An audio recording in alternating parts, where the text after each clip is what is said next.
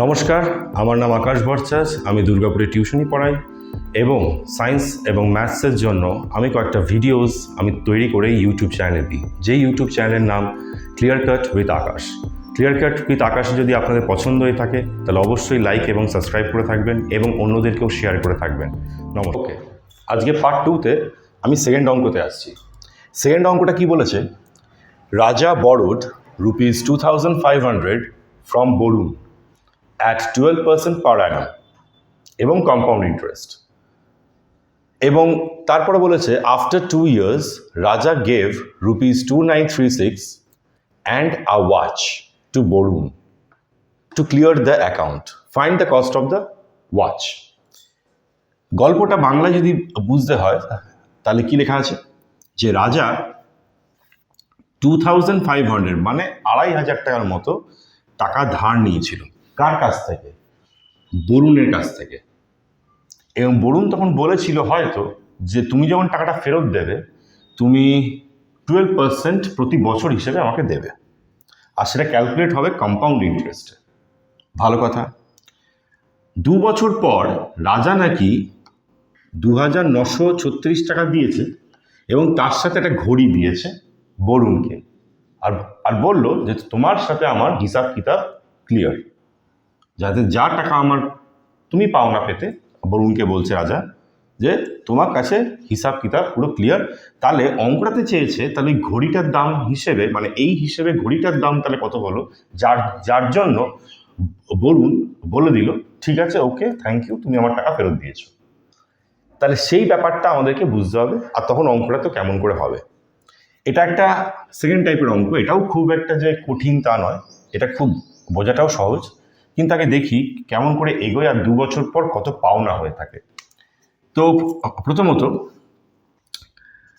After 1 year, বা আরও ভালো করে বলতে গেলে ফর দ্য ফার্স্ট ইয়ার, কারণ এটা 2 বছরের জন্য নেওয়া হয়েছে। So for the first year principal amount কত? প্রিন্সিপাল ₹2,500। রেট অফ ইন্টারেস্ট, হ্যাঁ এরকম করে কি বারবার করে লিখতে হবে? অবশ্যই। তোমাকে যদি ভালো মার্কস পেতে হয় তাহলে তোমাকে আগে জানতে হবে যে স্কুলে কেমন করে লেখা করাচ্ছে।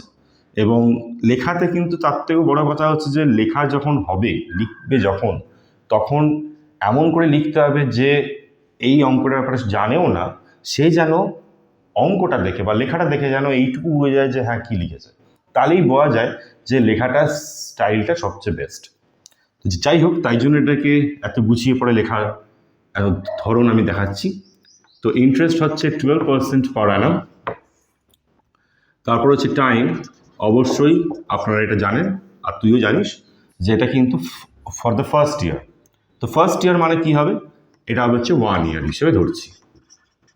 আছে কিন্তু 2 বছর, তো আমি প্রথম বছরের ইন্টারেস্ট বার করছি। তো ইন্টারেস্ট ক্যালকুলেটেড এভাবেও লিখতে পারেন, আফটার 1 year বা আফটার ফার্স্ট ইয়ার, সবচেয়ে ভালো এটা লেখা।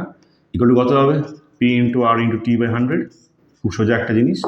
তাহলে P হচ্ছে 2500 ইন্টু রেট টাইম 1 বছর বাই 100, ধীরে হচ্ছে কেটে গেল। তাহলে 50 আর 25, তাহলে হবে হচ্ছে 300 টাকা। এবার দেখে নিই, 25 দুগুণি 50, 25 একে 25, 5 5 10। আচ্ছা, তাহলে কত হলো?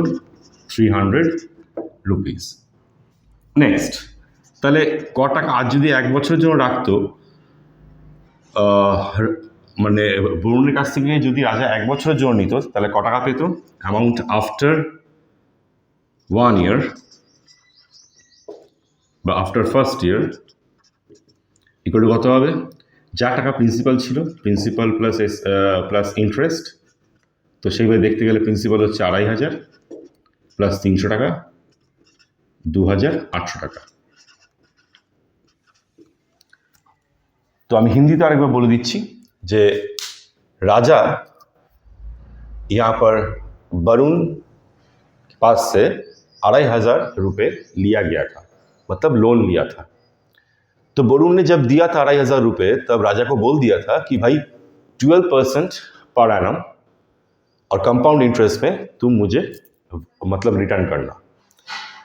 2 साल के बाद राजा ने क्या किया था, 2936 रुपीज़ दे दिया और उसके साथ साथ एक घड़ी भी दिया, और वो भी वरुण को। और उसने बोला कि भाई मेरा हिसाब किताब क्या ठीक हो चुका है और मैंने दे दिया है।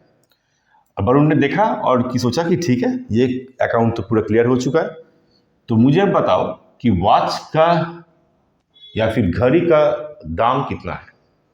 तो हम लोगों ने ये पहले क्या किया कि प्रिंसिपल पी 1 साल के लिए, पहला साल के लिए 2,500 रुपये लिए, रेट ऑफ इंटरेस्ट 12% तो पर एनम दिए, टाइम 1 साल का, interest calculated after first year, P into R into T by 100, तो 2,500 रुपये इंटू 12 इंटू 1 डिवाइड बाई 100, तो आंसर जो इंटरेस्ट आया था 1 साल के बाद जो एक्स्ट्रा पैसा वो हुआ 300 रुपये।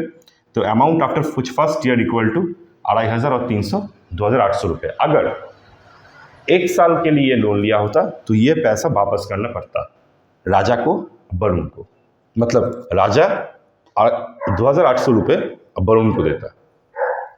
अब देखते हैं क्योंकि ये यहाँ पर 2 साल बोला गया है, এখানে 2 বছর বলেছে, তাই জন্য ফর দ্য সেকেন্ড ইয়ারের জন্য কি বলছে,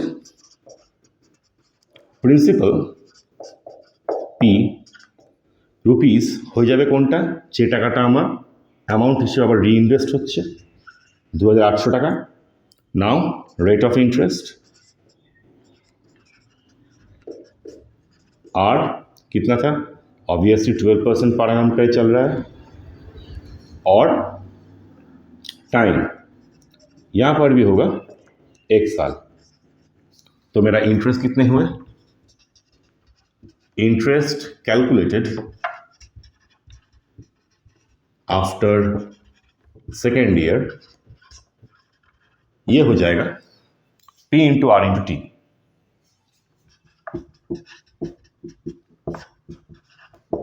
তাহলে হবে কত, 2,800 इंटू रेट 12% इंटू 100। एक बार देख लीजिए, प्रिंसिपल 2,800, 12% तो पर एनम और 1 साल के लिए। तो ये इंटरेस्ट अगर कैलकुलेट करते हैं तो कितना आता है, 28 12 1 4 1 5 56 28 6 8 8 5 13 3, तो कितना हुआ 336। ना कितना पैसा 2 साल के बाद एक्चुअली देना पड़ेगा, अमाउंट आफ्टर 2 years व after second year equal to rupees 2,800 प्लस 336 36 এটা 3 11 1 ধরে 3 3,136। তো অ্যাকচুয়ালি আজ যদি এই ঘড়ি বা এই টাকাটা যদি না দিত তাহলে সম্পূর্ণ নাকি রাজাকে এই পয়সাটা দিতে হতো তো বরুণকে। এবার বরুণকে অ্যাকচুয়ালি ইনরাইটিতে কিন্তু তা দেওয়া হয়নি, ওকে দিয়েছে এই টাকাটা আর ঘড়িটা। তো আমি ধরে নিচ্ছি যে টাকাটা অ্যামাউন্ট হিসেবে ওকে দেওয়া প্রাপ্য, তাহলে সেই হিসেবে তার মধ্যে এই টাকাটা দিয়ে দিয়েছে, তাহলে ঘড়ির দাম কত এটাই চেয়েছে। তাহলে আমরা কী করে বার করব, অবভিয়াসলি এখান থেকে যদি এই টাকাটা দিয়ে দেওয়া থাকে তাহলে বাকি টাকাটা হচ্ছে নিশ্চয়ই ঘড়ির দাম। তাহলে cost of watch equal to 3,136 minus 2,936, দেখতে গেলে দুখানা জিরো আর 29 30 31 200, তাহলে 200 টাকা হচ্ছে ঘড়িটার দাম। তো প্রশ্ন হচ্ছে এটাই, তাহলে এরম টাইপের প্রশ্ন আসলে তখন আমি করে এটা বার করবো। এটা খুব সহজ একটা জিনিস, যদি ব্যাপারটা বুঝে থাকেন তাহলে এটা খুব ইজি ব্যাপার। তো আমি সময় দিচ্ছি, আপনারা যদি লেখার থাকে তাই লিখে রাখবে। ওকে, and give a pause and then write it. Okay.